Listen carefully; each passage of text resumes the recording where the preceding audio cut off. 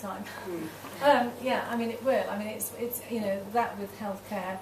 Well, I mean slightly different actually with the NHS, but yes, I mean if you've got somebody working in a school, supply teachers or otherwise, I mean they're going to start qualifying quite immediately, you know. But I think my recollection is, having just looked at something yesterday, I think the government is about to maybe do something about schools per se. So I think some further guidance is going to come out of this. Although they've been saying that there wasn't, it looks like they will, because I think a lot of schools and boroughs have been complaining that actually it's going to really impact, because of course, you know, a large proportion of our schools are, you know, news agency staff, definitely. Graham, I'm sorry. Minimum wage, and I'm sure you have as well, got clients that really should be paying more than the minimum wage on the kind of hours these candidates are working. Now, in order for them to get away with that, on week 12 they could say, right, don't want this candidate anymore, no good. But we want a replacement.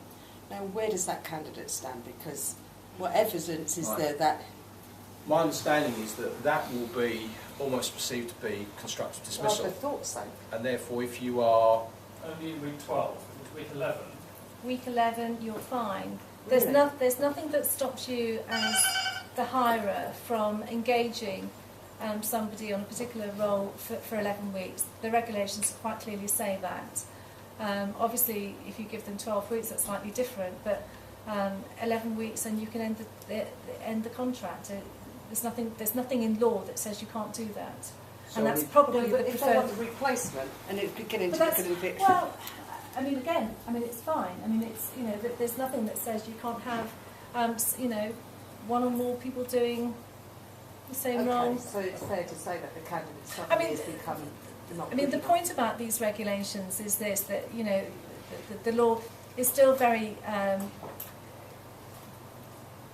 decided that they don't want to give agency workers employee rights. So there is a clear distinction.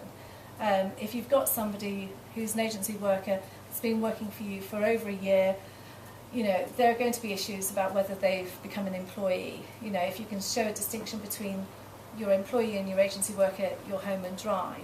But where it is blurred, more complicated, there's nothing that stops you in law saying 11-week contract and that's the end of it.